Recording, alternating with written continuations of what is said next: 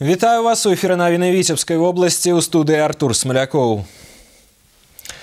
Светлае свята Великодня прэзідэнт Беларусі Александр Лукашенко сустрэў на Віцебскай зямлі. Па добрай традыцыі ў гэты дзень кіраўнік дзяржавы наведвае адну з невялікіх церкваў у рэгіёнах краіны. На гэты раз Александр Лукашенко выбраў для візіту саборны храм у гонар Раства Пресвятой Богородицы ў Оршы. Падрабязнасці ў нашых корэспандэнтаў. Вялікдзень прэзідэнт Беларусі нязменна сустракае з прыхаджанамі. Храм у гонар Раства Пресвятой Богородицы ў Оршы, які сёлета абраны для візіту, быў пабудаваны ў канцы 17 стагоддзя ў складзе ансамбля Свята-Успенскага жаночага манастыра. Ён моцна пацярпеў у гады Вялікай Айчыннай вайны, а ў сярэдзіне 50-х гадоў быў знішчаны цалкам.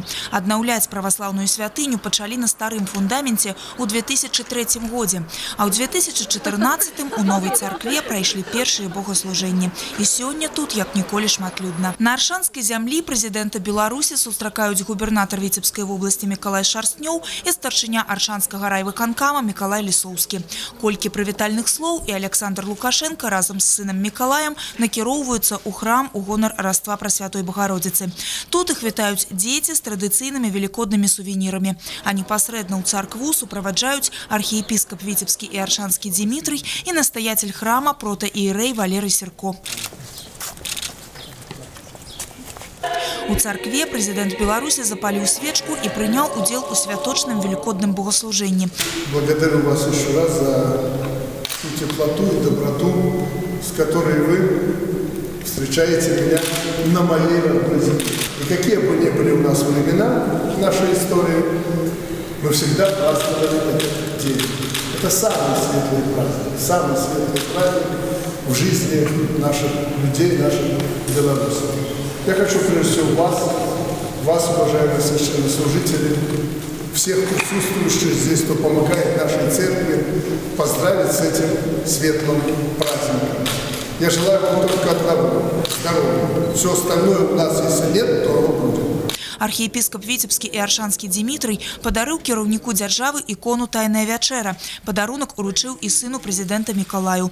У сваю чаргу Александр Лукашенко перадаў у дар царкве ікону «Спас Уседзяржыцель». Яе выканаў беларускі майстар Дмітрый Полуянаў-Збаранавічаў. На абразе выява Иисуса Христа, які трымае ў руцэ Евангелие і бласлаўляе ўсіх. Глава государства утвердил земельный участок, который выбран в городе Витебска по строительству Свято-Софийского собора, который будет построен по облику и подобию Софии Премудрости XI века, который был в Полоцке. Я думаю, эта икона будет находиться, когда этот храм построится, в этом храме Софии Премудрости Божией. Прэзідэнт Беларусі звярнуўся да прыхаджан, павіншаваў усіх са светлым святам Вялікадня, пажадаў здароўя і усмешак, а галоўнае, нягледзячы на ўсе складанасці, заставацца светлымі людзьмі. Не переживайте ни за что, потому что люди в последнее время слишком перенапряжены.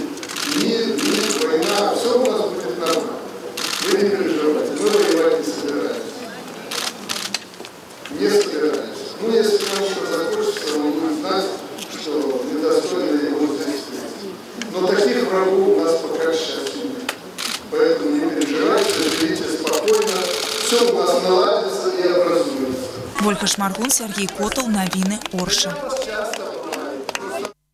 Пытанні работы камунальнай гаспадаркі, гандлю і медыцыны па-ранейшаму застаюцца актуальнымі на суботніх прамых тэлефонных лініях, якія ладзяць улады з грамадзянамі. Між тым, многія праблемы можна было б вырашыць значна хутчэй, калі б людзі звярталіся не да высокіх чыноўнікаў, а да сваіх мясцовых кіраўнікоў. У гэтым упэўніўся наш корэспандэнт Александр Камович, калі пабываў на прамой тэлефоннай лініі ў першага намесніка старшыні Віцебскага аблвыканкама Геннадзя Грэбнева. Цікавасць да прамых тэлефонных ліній у насельніцтва вобласці не слабее. Людзей хвалююць рамонты дамоў і вуліц, праблемы транспорту і медыцыны. Па розных прычынах на месцах іх пытанні вырашыць не могуць. Стены черные, постоянно. Всем обрабатываем, ничего не помогает. На втором этаже вообще все затекает. Это я услышал, поэтому районное ваше ЖКХ должно было четко и понятно вам сказать, что вот тогда, а те вопросы, которые требуют решения сегодня, если крыша течет, то крышу надо ремонтировать не капитальным ремонтом, а пока хотя бы устранить течь, для того, чтобы не было больших проблем. Да ўсіх пытанняў, якія паступілі ў аблвыканкам, улады падыходзяць з поўнай адказнасцю і вырашаюць іх аператыўна. Анализ тех обращений, которые поступили на предыдущих прямых линиях, показывает, что объективные вопросы, которые волнуют население, как правило, решаются в 3, 5, 7 максимум дневный срок. Конечно, те проблемы, которые существуют и требуют больших финансовых вложений, они будут рассматриваться и решаться по мере наличия средств на реализацию тех или иных мероприятий. А між тым не ўсе разумеюць сур'ёзнасць прамых ліній. У той час, як у адных дом знаходзіцца ў аварыйным стане і ад абласных улад залежыць, якая дапамога можа быць аказана людзям, іншыя займаюць каштоўны час, каб паспрачацца наконт смаку мясцовай каўбасы. Это насчет мясокомбината нашего Витебского. Так. Очень невкусные колбасы, я хочу сказать.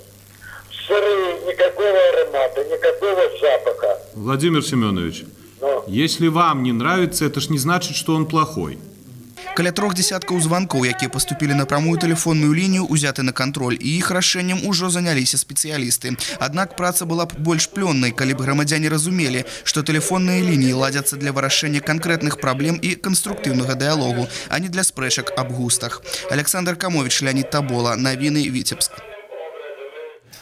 Няспраўнасць аднаго з кухонных электрапрыбораў стала прычынай пажару ў Оршы, якім загінулі жанчына і 2 дзяцей. Паведамленне аб узгаранні ў двухпакаёвай кватэры шматпавярховага дома паступіла ў пажарную службу каля апоўначы 11 красавіка.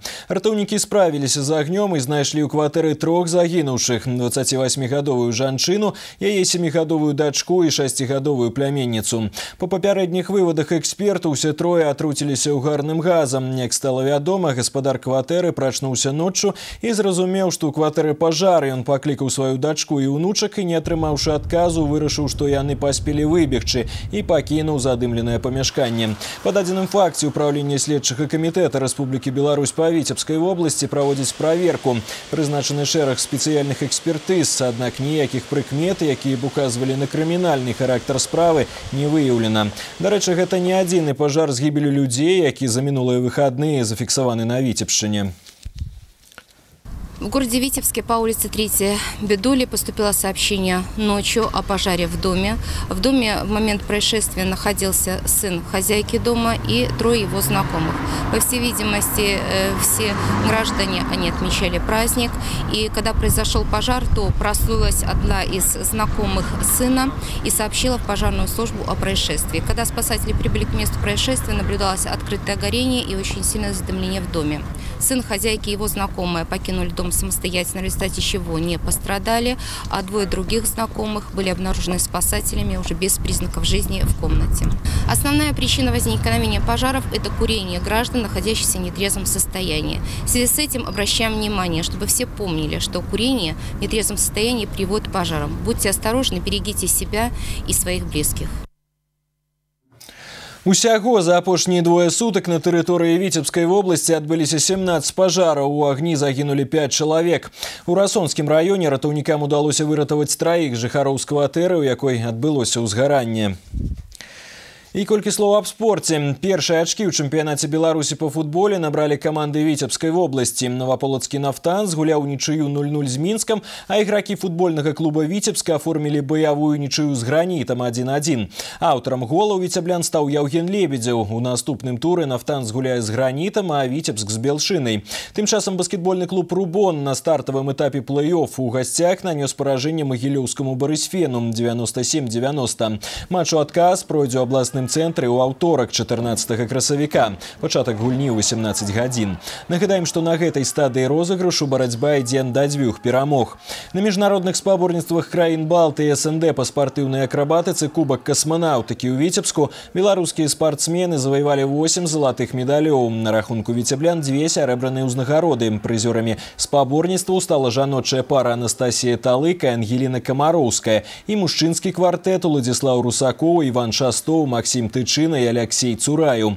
А на традыцыйным міждзяржаўным турніры па плаванні памяці героя Савецкага Саюза Міная Шмырова увесь п'едэстал гонару застаўся за віцеблянамі. Па суме шматбор'я перамогу святкавалі Іван Шамшурын, Ганна Шчаглова і Алена Галубкіна.